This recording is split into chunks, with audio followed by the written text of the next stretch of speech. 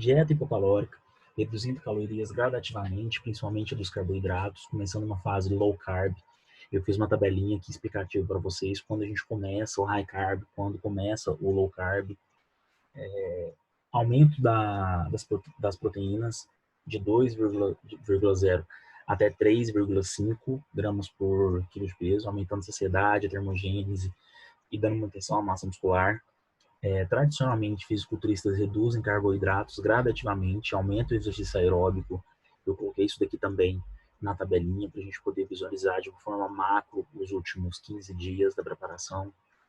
Aconselha-se redução de 500 a 1.000 calorias da dieta, a perca em cerca de meio quilo por semana para evitar a perca de massa muscular. As mulheres vai ser um pouquinho menos do que essa quantidade de meio quilo. Ficam ali em faixa de 200 até 300. Dieta geralmente ela vai ser low carb e high protein, a grande parte da dieta, mas nós vamos utilizar de estratégias para poder fazer essa finalização. Logo nós vamos falar sobre essas estratégias, podendo ou não aumentar gorduras. Se carboidratos muito baixos, recomenda-se o aumento das gorduras. Então, se eu vou utilizar alguma estratégia que eu vou diminuir muito o carboidrato, então eu preciso fazer um equilíbrio e aumentar um pouco mais as gorduras como fonte de energia, né? Para fornecer mais energia durante os treinos, durante esse período. Então, carboidratos, eles ficam em média de 45% das calorias, proteínas de 25 a 40% das calorias e gorduras de 25 a 60% das calorias. Isso daqui você vai ter uma redução dessas calorias nesse período de pré-contest. Alta em dieta metabólica e cetogênica. Se eu for utilizar estratégias de dieta, então as dietas metabólicas e cetogênicas, eu vou falar logo sobre elas. Vai ter uma variaçãozinha. A maior perca de peso nas primeiras semanas é devido à perca de água pela redução de carboidratos, a depredação do glicogênio. Também ocorre maior perca das gorduras nas primeiras semanas. Isso aqui é notório todas as vezes que eu faço alguma estratégia, né, que eu tenho alguma estratégia de treino ou nutricional, as primeiras reduções serão realmente da perca de água. Então, tem até alguns artigos aqui que eu trouxe analisando essas dietas, essas estratégias, e nós vamos ver que são basicamente todas iguais, né? A única diferença realmente, provavelmente, seja a perca de líquido. Quanto menor o BF, maior risco de perca de massa muscular, aumenta mais o nosso catabolismo. Então, quanto menos gordura corporal eu tenho, mais risco eu tenho de metabolizar, de catabolizar essa musculatura. A duração do pré-contest. Geralmente, fisiculturistas fazem pré-contest de 8 a 16 semanas. Então, é uma referência que nós temos até mesmo para o nosso cliente. Então, se o meu cliente tem um evento marcado, eu vou utilizar essa métrica de 8 a 16 semanas, se eu tenho este tempo. Então, eu tenho que preparar aí, através da minha prática, esse período para poder estar finalizando o trabalho com o meu cliente, para que ele possa viajar ou para que ele possa ir para o evento desejado.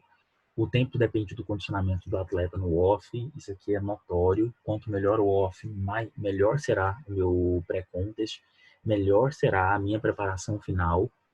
E isso depende muito do nosso cliente, né? E também da sua estratégia. Lembrando que o fundamental, pessoal, é que não exista regras, né? O mais bacana disso tudo é porque depende muito do seu feeling. Então, o que eu iria orientar a vocês?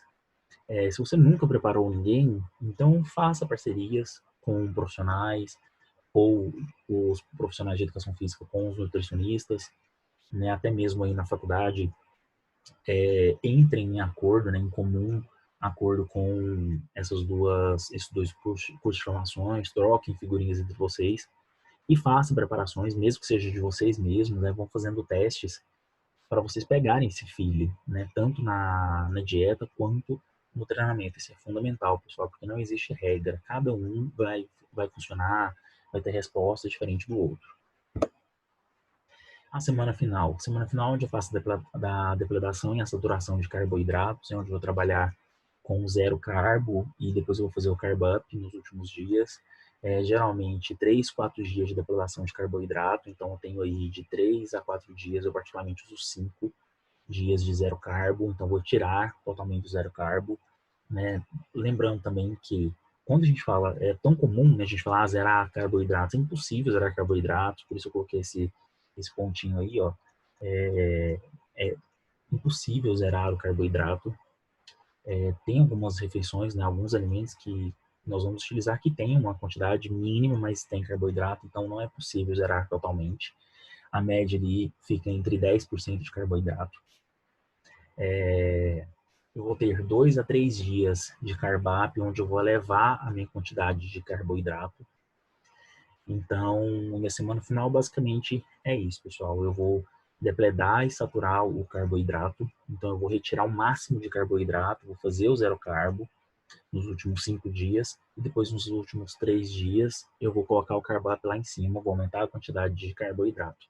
E o treino como fica? O período dos 15 dias de treino, eu preciso controlando a minha dieta e aumentando o aeróbico. E no final, nos últimos dias, o meu treino tem que ser, nesses 5 dias de zero carbo, geralmente são treinos gerais, treino full body ou treino metodologia circuito. E nos últimos dias, quando você fala em competição, somente o treinamento de poses, correto? Então, não existe o treino de musculação nos últimos 3 dias. Os últimos 3 dias é realmente a pose, é treinar o dia mesmo. É pose, é fazer a estratégia de líquido e treinar pose, pessoal. Quando eu tenho um cliente recreativo, como eu posso fazer isso? Então, eu posso fazer 5 dias ali de zero carbo, os últimos 3 dias um carb up, ele dá um pump, ele vai treinar o full body normalzinho. Depois desses 3 dias, ele vai fazer um aeróbico, que seja, fazer um treino mais leve, ou às vezes nem treina, e vai viajar, vai para o seu evento, correto? É importante falar disso, não precisamos restringir o sódio nesse período. Um dos maiores riscos da preparação realmente é o controle de sódio e potássio, né, ou a administração desse sódio e potássio, a falta desse cuidado. Então, nós temos aí os maiores riscos da nossa profissão na preparação. É dessa falta de cuidado vascular mesmo, né, cardíaco. Então, não restringir o sódio de forma alguma e não tentar manipular sódio e potássio, certo? Não restringir a injeção de água por muito tempo. Então, eu tenho que restringir a quantidade de água. Lógico que eu tenho uma hiperidratação e depois eu vou fazer a retirada dessa hidratação nesses últimos dias, mas eu vou restringir no máximo 12 horas, então eu tenho que ter cuidado com essa janela de tempo. Aí essas 12 horas é realmente as 12 horas finais da preparação. Eu posso utilizar de chás diurético, cavalinho, hibisco, dente de leão à vontade, pode ser utilizado como facilidade, como estratégia para poder fazer a desidratação. Lembrando que a melhor estratégia de desidratação, sem dúvida, é aumentar a ingestão de água nos últimos dias, totalmente. Não existe um diurético melhor do que a água. Então, fazer sim a hiperidratação e depois retirar essa quantidade de água e ministrar sódio é a melhor forma de se fazer a desidratação, pessoal. Tipos de dieta. Agora, pessoal, eu trouxe aqui um desenho de um artigo que eu estava vendo que compara algumas dietas e trouxe aqui para a gente poder discutir, né, ferramentas que podem ser utilizadas ao longo do processo, mas nunca podem ser chamadas de dietas. Essa aqui é a grande diferença, né, de estratégia e dieta. Dieta é algo que eu tento controlar, garantir níveis de saúde, fornecer todos os nutrientes necessários para o meu cliente. E estratégia é algo imediatista, algo voltado para a finalidade, não para a construção. Então a estratégia ela é totalmente diferente da dieta. Aqui eu trouxe algumas nesse quadro. Vou pegar uma canetinha. Aqui, ó. Neste quadro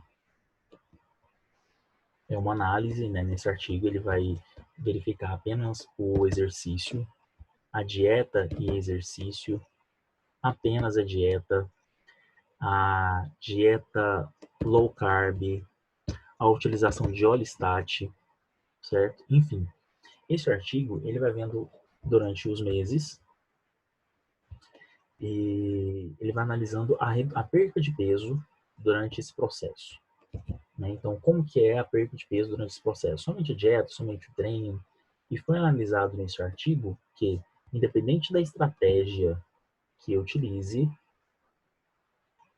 a minha perca de peso, ela é sempre a mesma. Olha aqui que interessante. O que vai variar isso é durante o percurso do tempo, como que essa perca de peso ela vai estar ocorrendo. Então, o fator determinante aqui foi basicamente o tempo. Então, perder peso, eu não vou perder mais, vou perder menos, dependendo da dieta, ou dependendo da estratégia. Né? Eu vou perder a quantidade mesmo de peso, independente da estratégia que eu faça.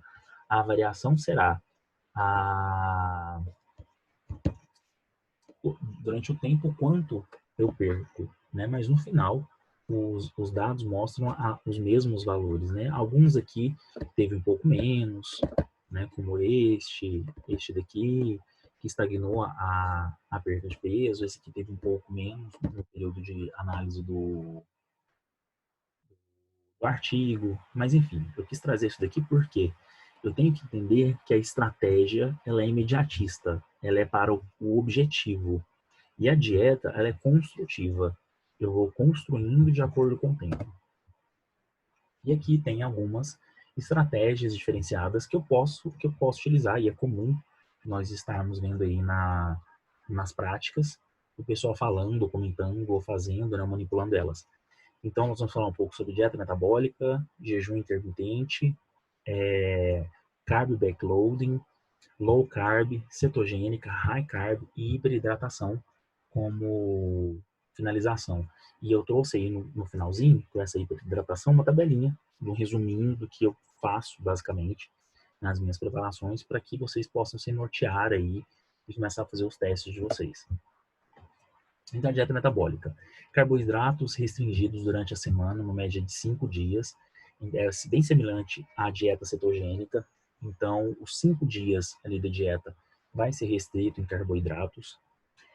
Aumento das proteínas e gorduras durante esses 5 dias. Então, enquanto eu reduzo o carboidrato, eu vou aumentar a quantidade de proteínas e gorduras. Então, veja só, eu tenho uma métrica calórica, né? Eu tenho a quantidade de calorias que eu vou oferecer para o meu cliente, porém, eu vou controlando essa quantidade de carboidrato, proteínas e gorduras, mas mantendo a mesma quantidade energética, a mesma quantidade calórica da dieta.